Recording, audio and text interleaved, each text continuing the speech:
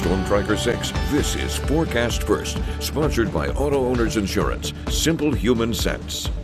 We've seen lots of sunshine across the area today in very pleasant temperatures. Our current readings ranging from 75 in Lansing to 71 in Detroit, 77 in Kalamazoo. It's also been quite windy outside. Wind gusts today between 15 and 30 miles per hour. 30 mile per hour gusts just coming in Grand Rapids, now up to 33 for Lansing, 25 in Jackson. Our satellite and radar, it's quiet here, but to our west, showers and thunderstorms and a significant risk for severe weather there. We may have some stronger storm chances here in mid-Michigan to talk about coming up. For tonight, we'll see generally partly cloudy skies. Temperatures only in the mid-60s by tomorrow morning. Another warm day tomorrow, then a cold front swings through those storms and then cools things off in a big way. 6 News at 5 starts right now.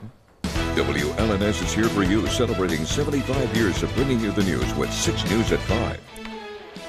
The Trump administration highlights its efforts with securing the border and deporting undocumented migrants. It's our top story today at 5. Thank you for joining us. I'm Sherry Jones. This comes as President Trump is preparing to mark his 100th day in office tomorrow.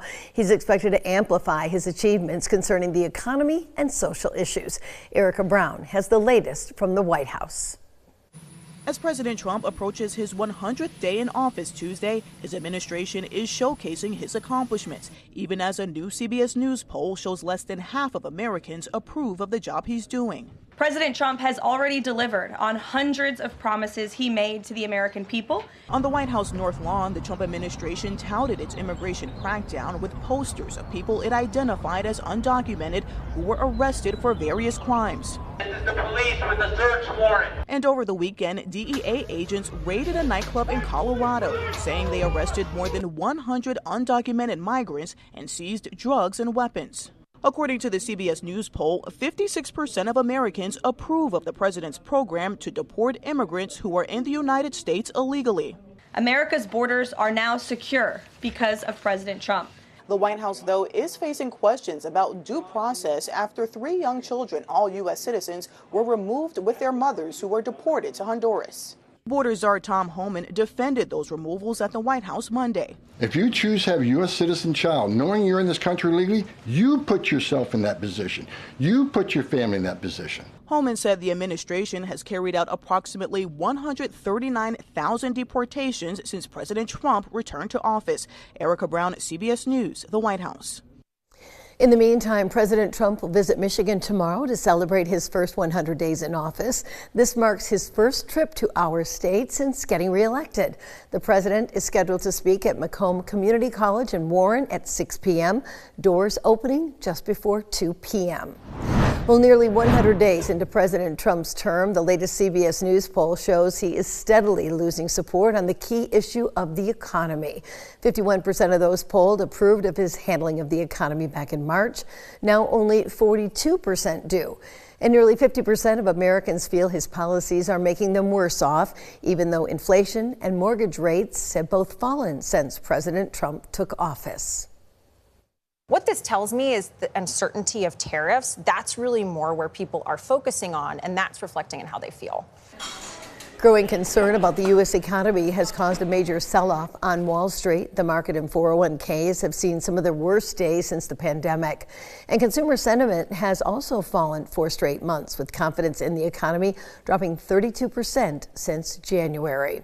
The Trump administration may be ready to cut funding for a federal suicide prevention hotline, according to several major news outlets. That hotline is dedicated to helping LGBTQ youth, especially in underserved rural areas. Taryn Simmons spoke to an organization that helps LGBTQ youth who are now sounding the alarm. Taryn? Sherry, according to a leaked preliminary memo, the Trump administration is considering cutting the funding to the 988 Suicide and Crisis Lifeline for LGBTQ youth in next year's budget. I spoke to a woman who created a support group for LGBTQ youth who says small communities will be impacted the most.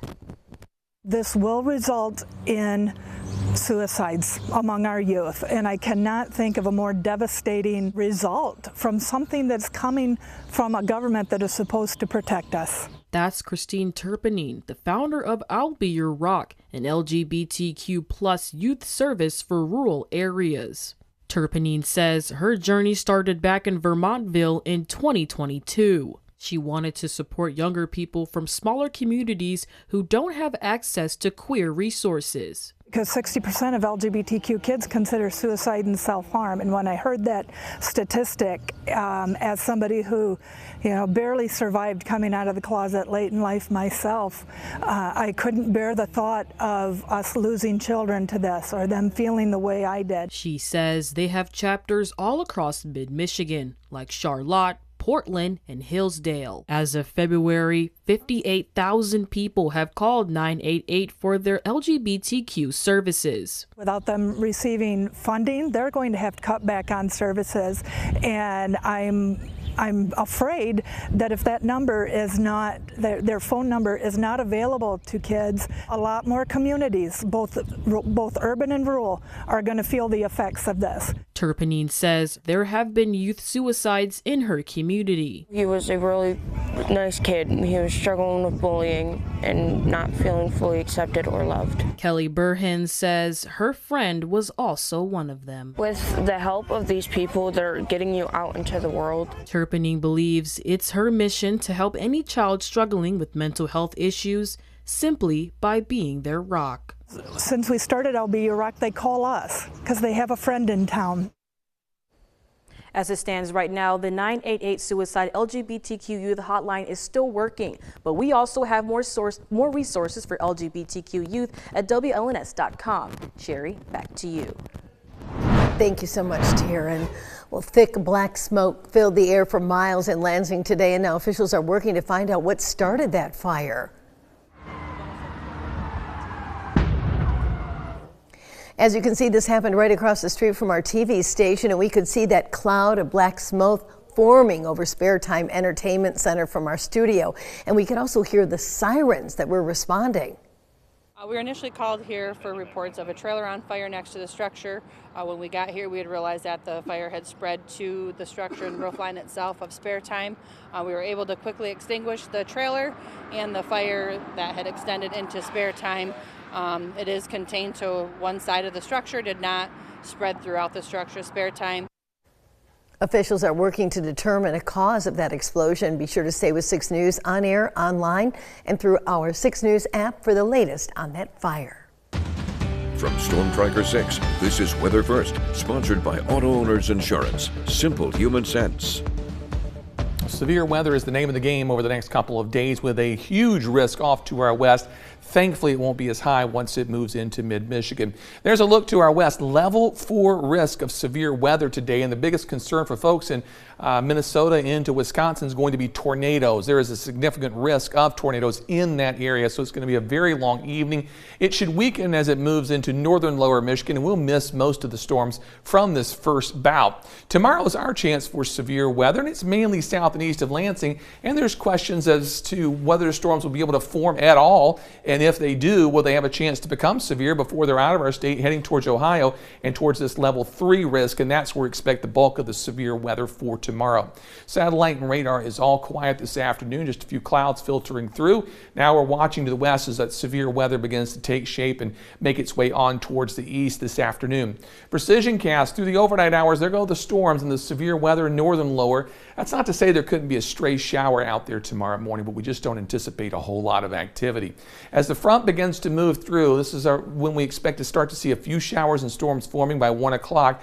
But will they become severe or wait until they get to our south and east, because that's going to be the more prime area for severe storms tomorrow evening. High pressure will build in for us Wednesday, but it's just visiting for a day. It's not going to stick around. That big blue H slides to the east as we move into the afternoon hours on Wednesday. Rainfall gathering to our west. Showers will return Wednesday night into Thursday, although I still don't anticipate any major problems with severe weather. Temperatures currently are sitting in the mid-70s, with 75 for Lansing, St. John's at 76 degrees. Charlotte, Mason to the south, readings generally in the mid to the upper 70s as well. On the Skyview network today, the McLaren cam, our current temperature at 76 degrees, made it up to 78 for a high. Wind gusts just under 30 miles per hour, so it has been very breezy. In Grand Ledge, leaves around the trees. We're in full spring mode now, but it almost feels like summer with a temperature of 77, a high of 78 degrees. In Jackson this afternoon, we've got a mix of clouds and sunshine, temperature 75 degrees. Morning low made it down to 43. Our wind gusts gusts just under 30 miles per hour. Final stop in Hillsdale. We've got blue skies, mostly sunny, 75 the current temperature. 40 was the low, kind of cold out there. And our wind gusts today up to 25 miles per hour. Tonight's forecast then, low temperature 65 degrees with skies partly to mostly cloudy, and we'll have a slight chance of a shower, especially early tomorrow morning. Tomorrow's forecast, temperatures climbing to the mid-70s at noon, so our high is going to occur pretty early. It'll be very windy tomorrow, wind gusts 35 to 45 miles per hour, and that threat for a midday thunderstorm. The 6-day forecast, Wednesday mostly cloudy, then showers on Thursday into early Friday morning. Much cooler for Friday and Saturday, highs near 60, lows return to the 30s. And then next week, just to print this out all year, highs 75 to 80, partly cloudy skies, not a whole lot of wind. It is an outdoor, not day, but an outdoor week next week. Yeah, that looks fantastic. Some would say we need the rain. Yeah, we do need a little rain. In fact, today and probably tomorrow, especially if you don't get rain tomorrow, the fire danger is really high. So avoid any outdoor burning. All right, thanks, David.